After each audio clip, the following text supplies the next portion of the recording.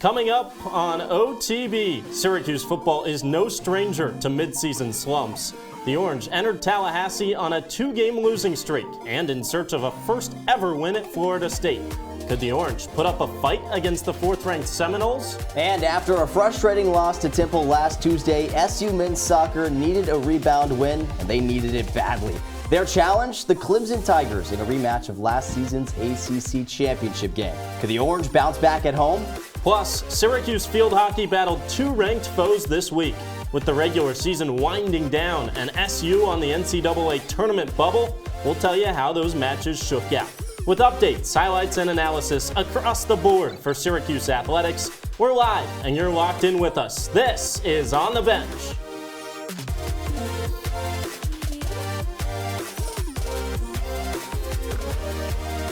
Hey, welcome into the CitrusTV studio. I'm Andrew Selover, joined by Nick Luttrell.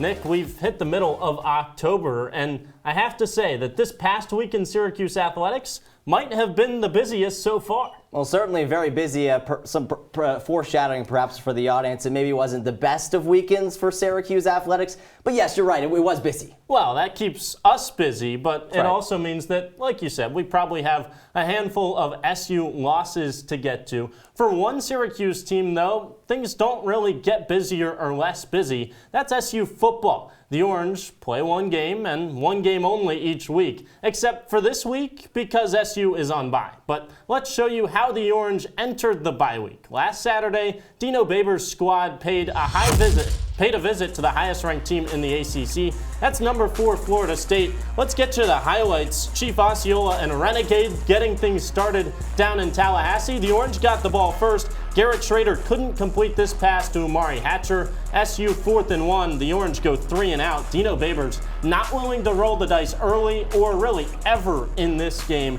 Nick. And that meant that Florida State's offense had plenty of opportunities, beginning with that catch. Keon Coleman, could we double you in height and you still wouldn't make that play? I don't think so. All right, well, that kept the drive going, and then Jordan Travis turns disaster to dynamite, puts FSU up 7-0. It's 10-0 now, and the Orange strike for the first time thanks to Brady Denneberg from 37 yards out. But Florida State got the ball back. How about more from Keon Coleman? 58 yards, and he races into the right side end zone. Touchdown, that gets the FSU crowd chopping and shining, and it made it 17-3 for the Noles. And things really went from bad to worse for the SU offense thanks to plays like that from Garrett Schrader. Turnovers galore and not a lot of offense. Orange down 14, Orange down 21. Jordan Travis unstoppable with the legs from 2 yards out. Syracuse would have some rushing attack as well thanks to LaQuint Allen. 110 yards on the day for SU's lead back. That set up another opportunity in plus field position. SU would not go for it on 4th down. They kick a 37-yard field goal. Denneberg misses this time, and the Noles just did not stop. Syracuse needed points all afternoon. The Orange took out Schrader, put in Del Rio Wilson. That's another 4th down, and that's another punt. And lots of punts led to lots of Florida State offense. How about 50 yards from Lawrence Toafili? Tail lights and the touchdown puts Florida State up 34-3, and one more for good measure. Hakeem Williams, 44 yards out, an ankle breaker through the secondary. 41-3 it finishes. FSU fans chopping all day long in front of Ben Spector, who had more for us. Before the season, when you looked at the Syracuse football schedule in 2023, you could point to a 3-game slate that could be tough. Clemson, North Carolina, then Florida State. In the matchup against the Tigers in late September, SU put up just 14 points. Then against North Carolina, it poured on just 7. And today against FSU, Syracuse put up just 3 in a 41-3 loss to Florida State. FSU is the number 7 scoring defense entering today. It's a middle-of-the-pack side, but it's about what's next for this Orange offense, according to head coach Dino Babers. Things they're going to improve in the offense is the defenses that they're going against. All of a sudden, those passes, they're going to be knocked down where guys were wide open, and all you saw was the defensive lineman knocking the pass down without jumping to show you how long they are. Now those passes are going to go through, and we're going to find out if the receiver's going to catch the ball or not. But those receivers were open. You're going to see more time based off who the D-lines you're playing. The quarterback's going to be able to make more decisions, second, third, fourth decision. I'd be very surprised if the offense does not go back to exactly the way it looked previously. That's what I'm anticipating.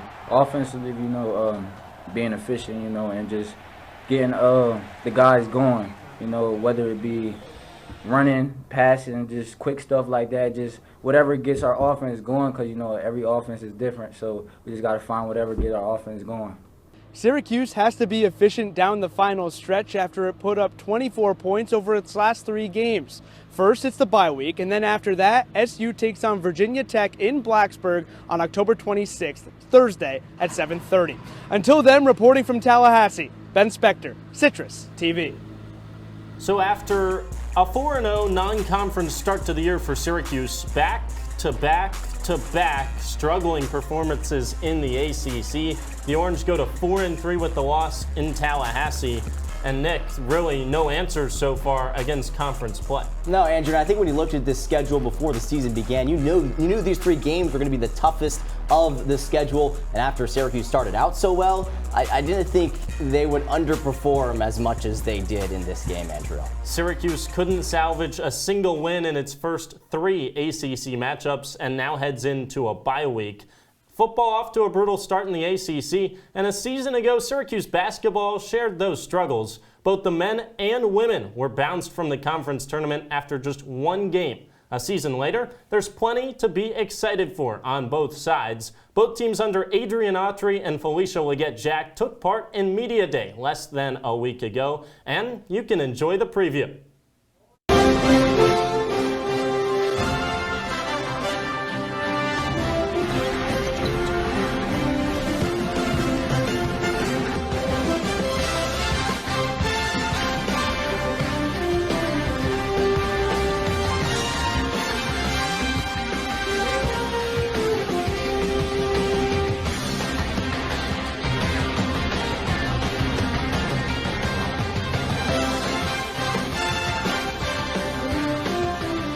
Well, that's just a little of what's to come. You can catch the full basketball preview show next Wednesday at 7 p.m. right here on OTN. But for right now, we welcome in our Cuse Countdown analyst, Sam Reis. Sam, thanks for being here. A lot to be excited about with the women's team coming off a Super 16 in the WNIT, but also the men's team bringing back Judah Mintz. Also, a lot of transfers for new head coach Adrian Autry. Out of all the transfers, which one of them excites you the most? Yeah, it's hard to choose one, Nick, but I gotta go with J.J. Starling. The Syracuse area native was a 5-star recruit out of high school, played his freshman campaign at Notre Dame, and got a lot of playing time in his freshman year, where he started 24 of 28 games, averaged over 11 points a game. For an Irish team that wasn't that good, he also has a very high basketball IQ, averaged under 2 turnovers a contest. Overall, Syracuse is getting someone who will link up nicely with Judah Mintz in the backcourt, and with Gerard and Edwards now gone, he will be called upon to make up a lot of those points, and I think he'll do a great job of just that. He can be a playmaker. He can also get to the rim effectively. Yeah, no doubt it'll be exciting to have the hometown kid back in Syracuse. So that's the men's side of things. Let's move on to the women's side. Obviously, didn't make the NCAA tournament a season ago, the WNIT. But for SU for this season, what can they change? What can they improve to be able to make the big dance? Well, I want to see from this Syracuse women's basketball team is more consistency overall. Last season, in some games, Nick, they were a little too reliant on Deasia Fair in terms of offensive production. So I look at a returner like Georgia Woolley. If she can average 15 to 20 points per game on a consistent basis, I think the Syracuse team will much more effectively take care of those teams in the middle of the ACC. It's obviously a very tough conference, but if you can finish top 8 in the ACC, you're going dancing in the NCAA tournament, and the talent is there, the pieces are there, the offense just needs to be more consistent. Obviously, consistency is key with any sport, especially with Coach Leggett-Jack and squad. Be sure to follow Sam on all social media platforms at Samuel Reis TV. We're coming up on our first break here on the Bench, but when we return, we'll break down all the highlights for the Syracuse men's soccer team and Syracuse women's soccer. On the Bench returns in just a minute. Trees tell each other stories? I'm sorry. I'm afraid I don't know that. Hey, why don't we go find out? Listen. Do clouds take naps? I couldn't tell you. Dad, Do stars visit their friends? Look.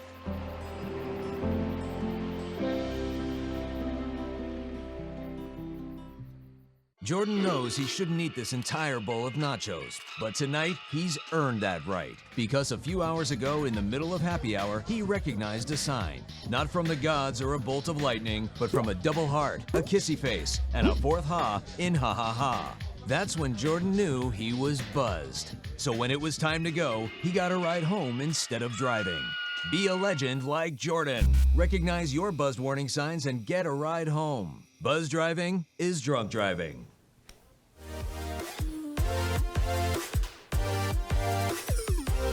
On the bench, rolling on here inside the CitrusTV studios, I'm Nick Luttrell alongside Andrew Selover. Andrew, we just talked with Sam Reis previewing the basketball season for Syracuse men's and women's basketball. Basketball season right around the corner, but that's right. You know what? Other season is basically right here, right now.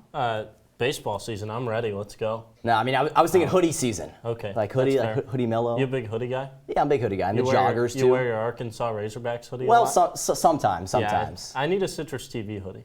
Yeah, you'll get one. Talk to Ronnie Perillo. You know Ronnie? Is that free? Just talk to him. All right. I want one for free. All right. Can we get moving? All right, we're gonna get moving. Go ahead. For Syracuse men's soccer, unlike you and I, Andrew, sitting here in the nice and dry and warm studio, the Orange didn't have such a favorable weather condition on Sunday. And coming off of being on the wrong end of an upset last Tuesday, the Cuse needed a bounce-back win, and they needed it badly. Number 10, Syracuse, hosting number 21, Clemson, a rematch of last year's ACC championship game. Early chance here for the Tigers, but it's SU defender Gavin Wigg. He's all over it. So nothing going for either side in the first half. Skip ahead to the 50th minute. Felipe D'Agostini goes down right here. A penalty called. Wait, no penalty called. Clemson goes the other direction. A few seconds later, Gabby McKenna is going to try to clear this ball out. He can't, and the Tigers take advantage, Andrew. That's what they call momentum right there, and the pitch just flipped 90 degrees in favor of the road team. And nearly 30 minutes passes by, the Orange running out of time in the 76th minute, and it's Clemson's turn for a costly mistake. So free kick for the Orange, and who else do you send out there but the veteran, the captain, Booster Schoberg. Oh, magnificent. The grad student notches things at 1, but not enough time left as a thriller ends in a 1-1 draw. Our beat reporter Adam Gotkin has more on Schoberg's heroics. On a cold, rainy, windy Sunday afternoon, Syracuse men's soccer was at risk of losing its second straight match for the first time.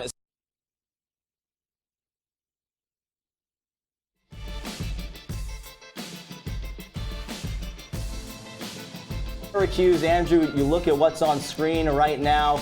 It's the RPI rankings, and you can obviously see they're struggling in that RPI compared to where they were a season ago. That's right. SU probably still in an okay position to reach the NCAA tournament, and as plenty of people learned last year, once you're in, anything can happen. But you talk about a loss to Temple, number 165 in the RPI. That certainly doesn't help, but we mentioned that Clemson game, a tie against number 10 in the RPI Clemson. That will boost it up a little bit. Yeah, and that was definitely a tie between Syracuse and Clemson. Let's send it back to how that game ended with Adam Gotkin. Cold, rainy, windy Sunday afternoon, Syracuse men's soccer was at risk of losing its second straight match for the first time since early 2021. The Cuse were down in the 50th minute against Clemson. As time went on, things looked more dire for the Orange, but in minute 77, the defensive captain, Booster Schoberg, stepped up and slotted in a free kick to have the match end in a 1-1 draw. Like when I was like 14, 15, I used to shoot free kicks, but it's been a while. Same routine, 5 steps back, take a deep breath and score, really. That's just how it is. It's just a routine. So. Look, in full disclosure, he did some practice in the last couple of weeks with Carter Lincoln, and Carter said he was striking the ball. He was our best free kick taker, so we haven't scored one all year. So he stepped up, and what have we been doing the last 3 years with him? So, but he took it really well. A quality finish to get us back in the game.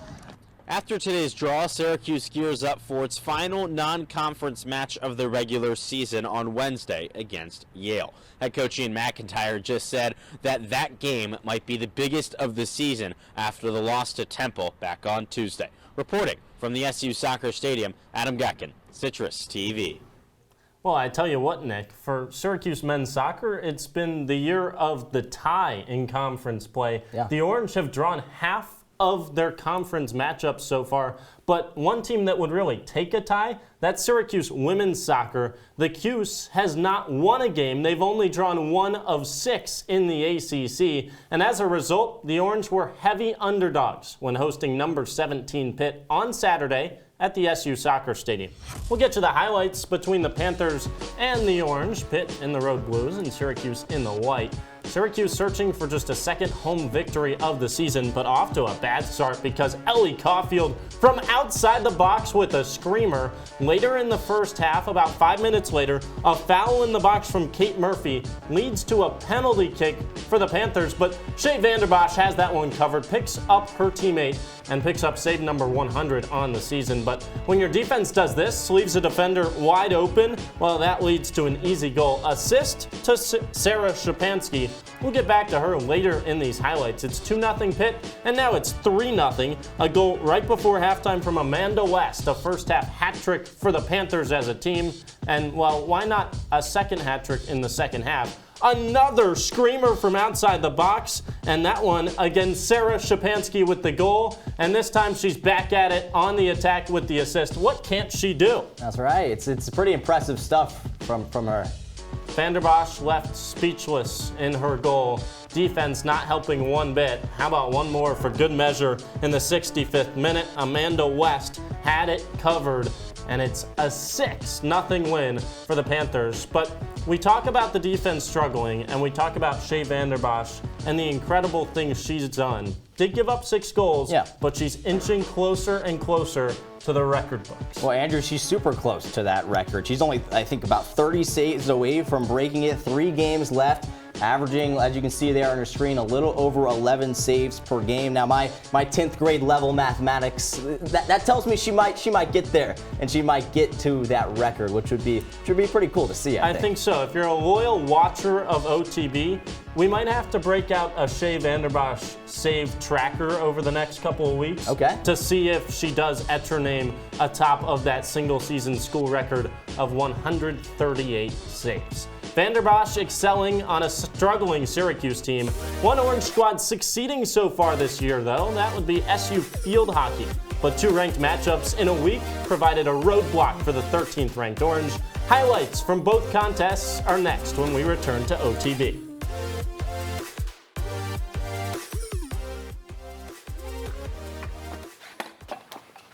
Did you hear about the pony with a sore throat? He was a little horse. Can I tell you a cat joke? Just kidding. Why couldn't the Why was the basketball court all wet? Why? Because the players kept dribbling all over it. Where did cats go on vacation? New York.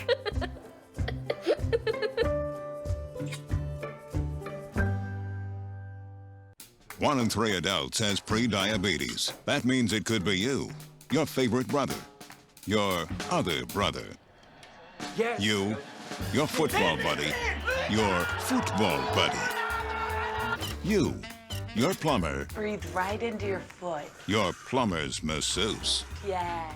you, your dog walker, your cat jogger. With early diagnosis, pre-diabetes can be reversed. Take the risk test at doihaveprediabetes.org.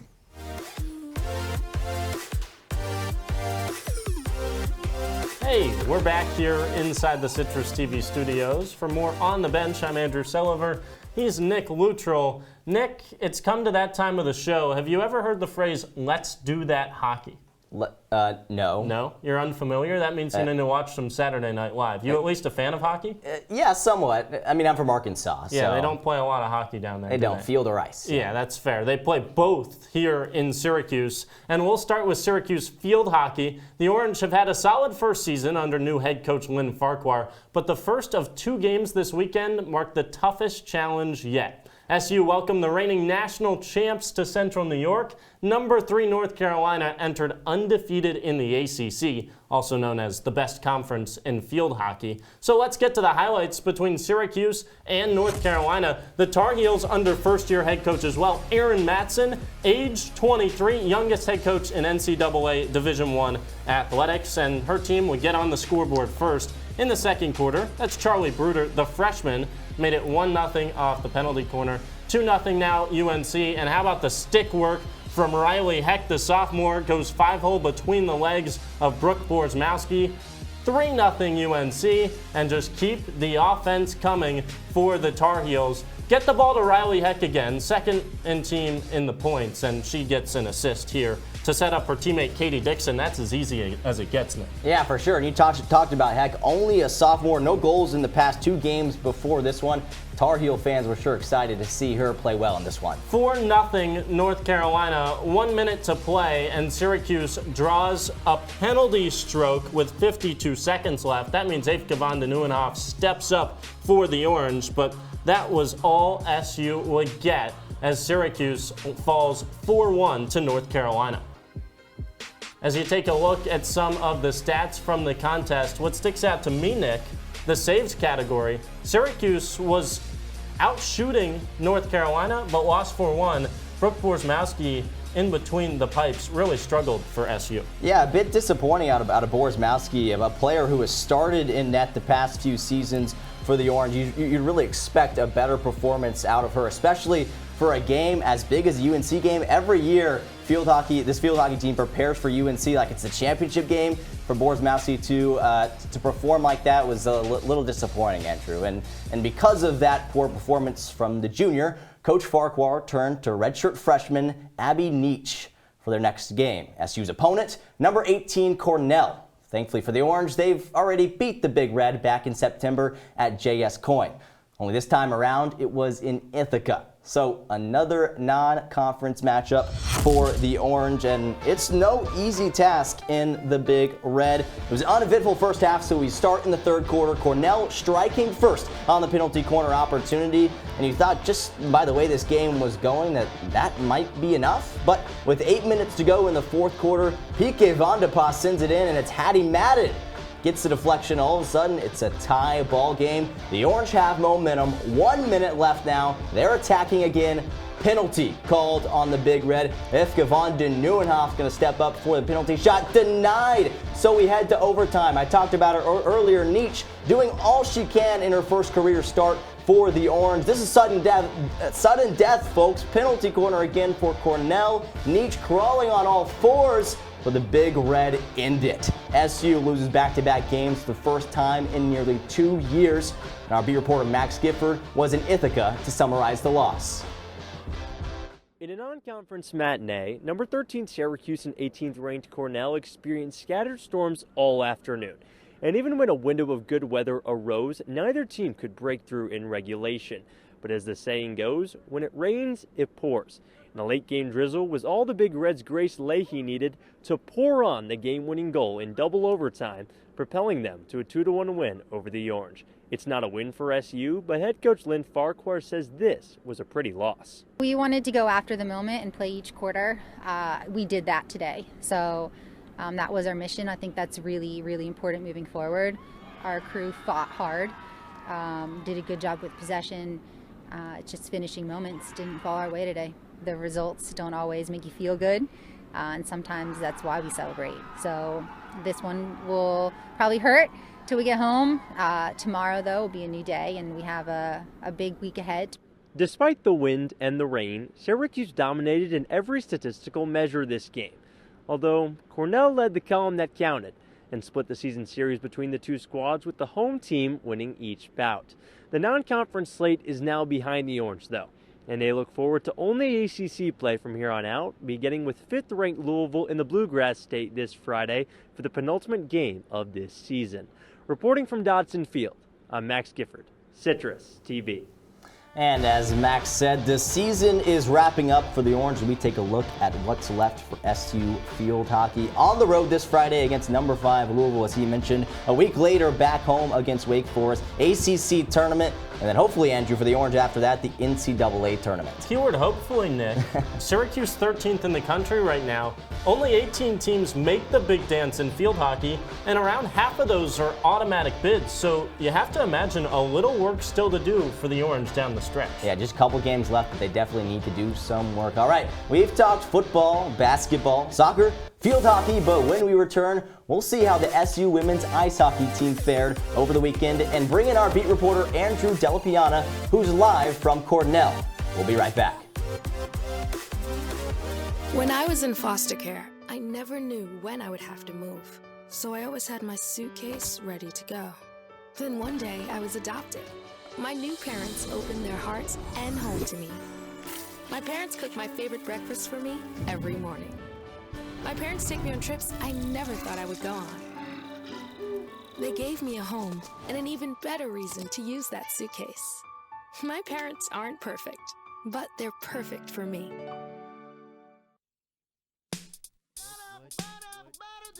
Oh.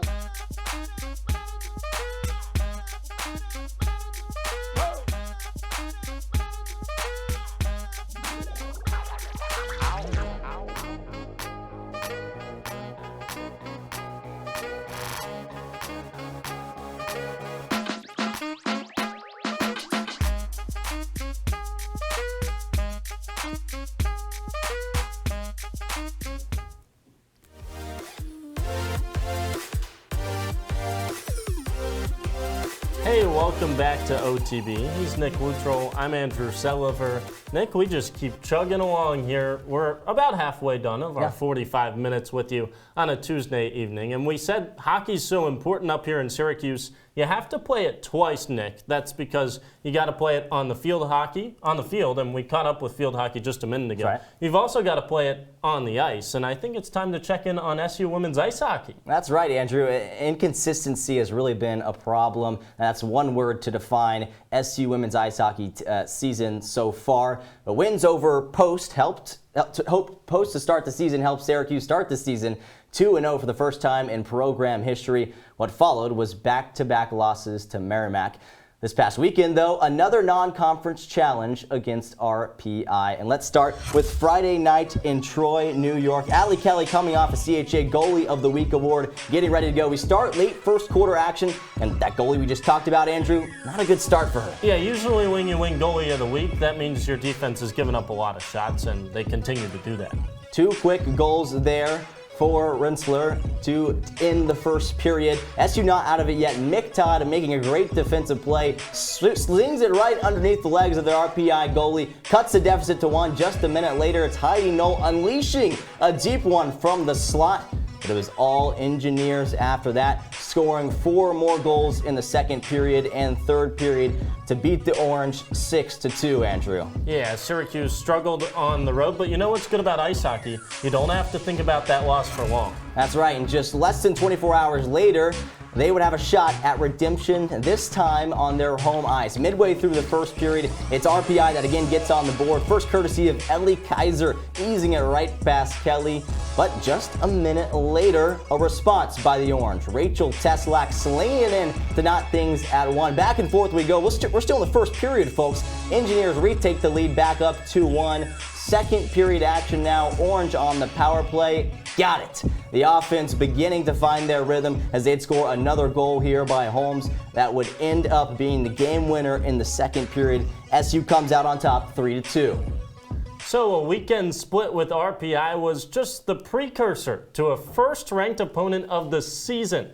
Tonight, Syracuse women's ice hockey hit the road to face in-state foe number 9 Cornell in Ithaca.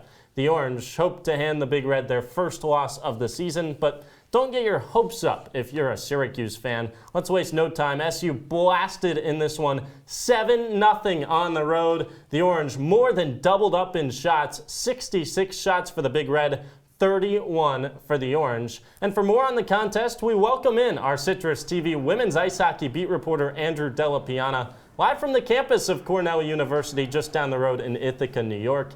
Andrew, I've got to know, how was your experience in Ithaca, and what was the biggest separator between Syracuse's performance and number 9 Cornell's performance tonight? Well, it was awesome, Andrew, and it was the fact that Syracuse really struggled as a defensive unit tonight. Cornell, with 40 shots in this contest, really peppered Allie Kelly, made life extremely difficult to her. So from the press box, my view wasn't the best tonight, but the Big Red, number 9 of the country, really put the pressure on. F1, F2, F3, all in that forecheck, made life extremely difficult for those Syracuse defenders. And as this game really got to the third period of play, the Syracuse defenders wear down and made life extremely difficult. And as Cornell started to pull back in this game, they just continued to pepper Allie Kelly and get to that 7-goal mark. Andrew, obviously a disappointing performance for Syracuse tonight. They showed that they can't compete with some of the best in the nation. Where do you think it went wrong in this game?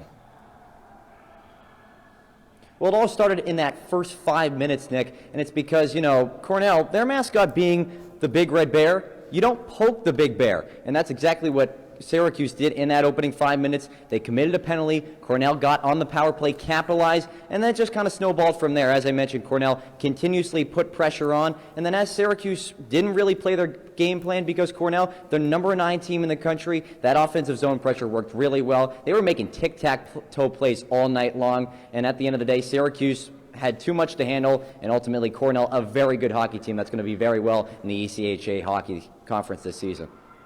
Andrew Della Piana joining us live after a 7-0 loss for SU women's ice hockey at Cornell. He mentioned you don't poke the bear. I don't know if you can tell, but that's a bear behind him, so hopefully Andrew doesn't poke the bear on his way out of town on his way back to Syracuse from Ithaca. You can follow Andrew on X at Deli_5 for more of the latest on Syracuse ice hockey. All right, it's time for another break here on OTB. When we return, let's talk some volleyball. From home at the Women's Building, we'll get you caught up on the latest here on the Hill. Here's to the straggly ones, the first ones. But hey, I look good with this ones. The black, brown, red, and gray ones. The itchy ones. The ones grown by Dad. The ones grown for Dad. The I nearly didn't do it this year ones, and the absolutely filthy ones. They all raise awareness, raise funds, start conversations, and save lives. Because whatever you grow will save a bro. Learn more at Movember.com. Meet Norm. He lives with anxiety, but with the help of this latest innovation from Be Normal, he can be normal, just like everyone else. With the swipe of a finger, you can project happiness, confidence, machismo. Why settle for being real when you can be normal? The Normal Maker, new from Be Normal. This item doesn't really work because there's no such thing as normal. We're all different. What we like, how our brains work. In fact, 1 in 5 of us live with mental illness. Don't filter who you are. Start by talking to someone you trust. And remember, there is no...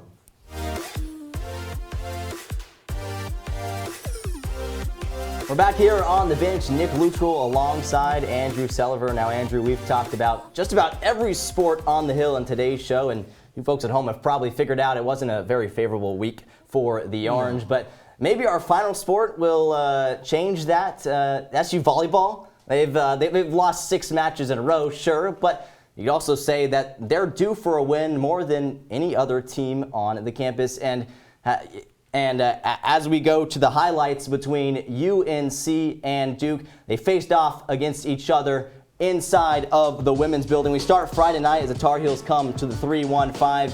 UNC would win the first set, but some errors in the second set helped put SU up 22-18, 3 points away from a set win, but the Orange failed to close it out. 7 in a row from the Tar Heels, putting them up 2 sets to none with that kill there by Maria Miggins to finish off the set. Otto is hyped up. I don't really know what for exactly, Andrew, but it couldn't have been the Orange volleyball team. A better and outmatched Tar Heels squad just dominated from that point forward. Give credit to SU keeping it close, but down to their final chance, a costly error by Cherylyn Antonio gives UNC the victory, a sweep 3-0 inside the Women's Building. But 2 days later, the other North Carolina team, Duke, came to town. The Blue Devils just 11-7 on the year, so no doubt a winnable game for the Orange. Again, a hopeful start for SU, but error after error really set Syracuse back early on, Andrew. Yeah, injuries and errors, the storyline of the season so far for the Orange. Yeah, and just the Blue Devils, they won set one, and they really didn't look back from there. And what impressed me the most from Duke, Andrew, they spread the love among their front three. Rachel Richardson, Lizzie Fleming, Emma Worthington. They all came to play on Sunday, but it just seemed like Coach Big Squad, on the other hand, was outmatched in a big way as his team got swept once again, this time to the hands of the Duke Blue Devils. And our beat reporter, Rahill Jaiswal, has more. When you run into a brick wall, you have two options. One, to break through, or two, to go around. Unfortunately, Syracuse Volleyball couldn't do either, and their straight set loss to Duke today. After the match, head coach Bakir Gadesha-Rotman gave full credit to Duke's solid game plan, but also said the execution needs to be better. I think numbers don't lie. You know, we needed to if we wanted to have a realistic chance, we needed to have better numbers. You know, and better error to kill ratio. We just had too many errors on offense. I thought Duke did a really good job sticking to the game plan and really executing at a pretty high level. You know, I mean, I thought the error margin they made was pretty low. You know, and it was just constant pressure. I think our production numbers obviously went down in that third set too.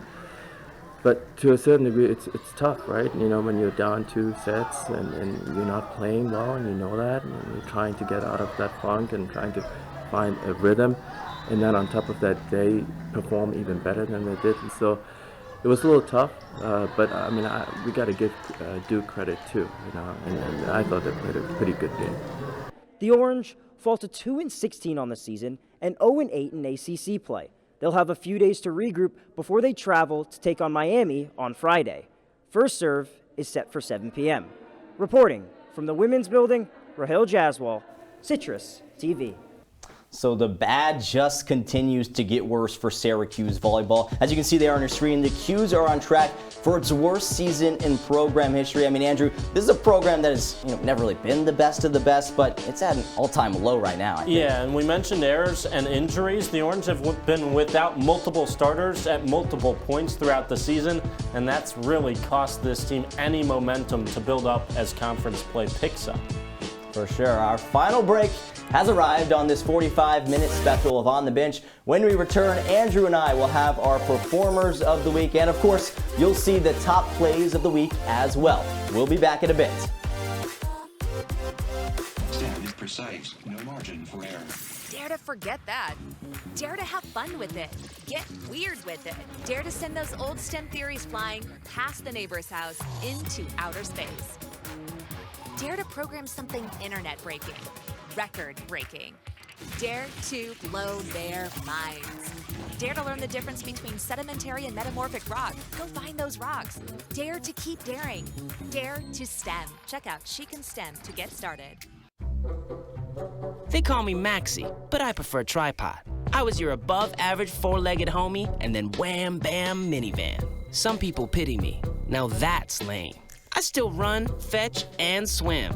And the ladies love me. I'm the ultimate wingman. Just don't ask me to high five.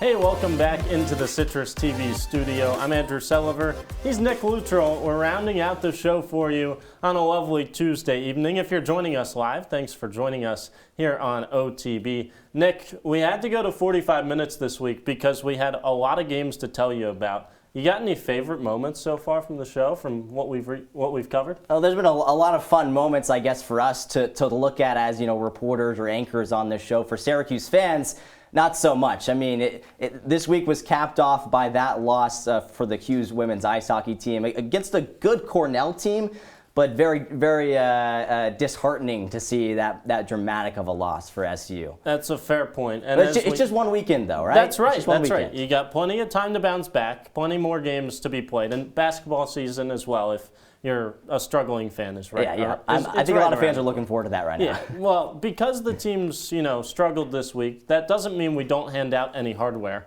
It's still time for our performers of the week, and we start on the soccer field. That's one of my favorite places to go. Performer of the week number 3, that's Shea Vanderbosch. We highlighted earlier what she did in a 6-0 loss to Pittsburgh. 11 saves for Vanderbosch in the goal, and she's inching closer and closer to history for the Orange. Picked up her 100th save of the season in this game. She's also had 3 straight games with double-digit saves, and she's 30 saves shy of the all-time single-season Syracuse record, despite, as we mentioned, a struggling loss for the Orange against Pittsburgh. Yeah, no doubt struggling is the Syracuse women's soccer team.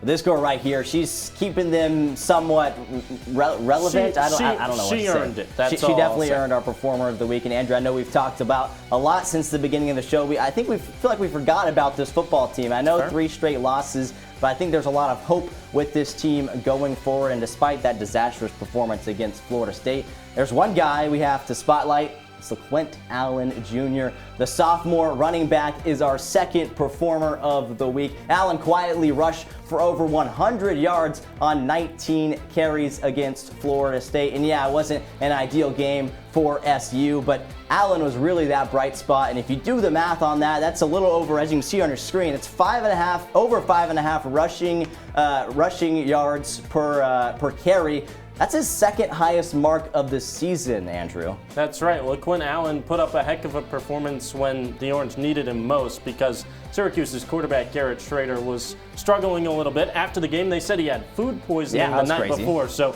LeQuint Allen tried to pick up his QB a little bit down in Tallahassee. I mentioned that the soccer field's my favorite spot. I'm going to return home for Player of the Week number 1 on the week, and that goes to a guy by the name of Booster Schoberg. Came to Syracuse from Wofford after 2 years with the Terriers. In his first 2 seasons with Syracuse, 1 assist and no goals. And yet, in the last 3 games he's played, 2 goals and an assist, scored the game winner against a ranked UNC team, assisted the only goal of the game against Temple for the Orange, and he scored the equalizer as well against Clemson in a 1-1 tie. Schoberg, very impressive. I think that's something that Syracuse needs to be working good at, to have this guy looking forward. So we've seen our Performers of the Week, and despite maybe not the best week for SU sports, those 3 individuals definitely did their part in helping their team. But now it's the moment we've all been waiting for. It's Top Plays. Let's roll the video. Kicking things off at number 5, we head over to the SU Soccer Stadium. Check out this save from goalie Shea Vanderbosch. We just mentioned her a few minutes ago, jumping into the air. Her right paw knocks the ball out of there. Most important on that one, it was her 100th save of the year, Andrew. Play of the week number 4. Let's go to the field hockey turf. Abby Neach filling in for Brooke Porzmowski. How about the blocker save? They give you 2 of them for a reason. She knocks down that shot to keep the Orange in it. That's all right. And at number 3, we're going to go back here, Andrew, the SU Soccer Stadium, and it's Shea Vanderbosch again. Sometimes on these penalty kicks, you just got to guess the right way, and she does right there, leaping out to her right, denying the Panthers a goal. Let's go to the ice. We've talked enough about the goalkeepers in our first 3 plays. Play of the week number 2. How about Mick Ty gets the stick check, and now she's on the breakaway in transition. How about a shot right through the 5-hole to get the Orange back in it against RPI on the road? Another look at it. The stick check through the legs, and then the shot through the legs. Phenomenal right there for the Cuse ice hockey team. Our number 1 play, Andrew, I think you know where we're headed, to the pitch, but it's the men's team this time. We saw this one earlier in the broadcast.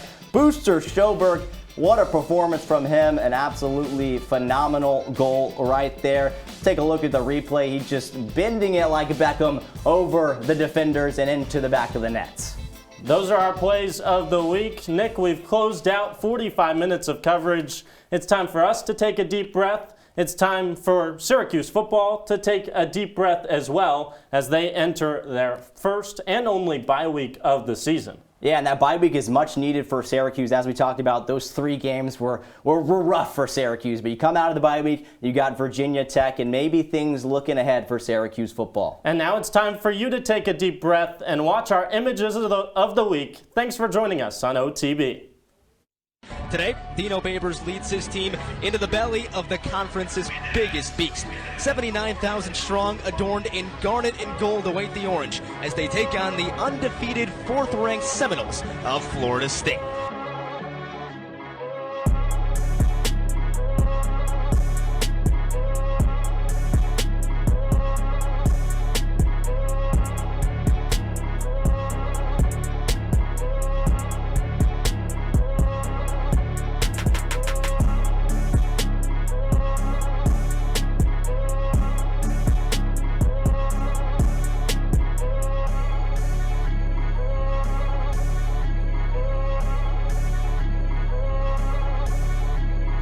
Throws towards the near sideline. He has Coleman. He catches it at the 15-yard line and waltzes into the end zone for a Florida State touchdown.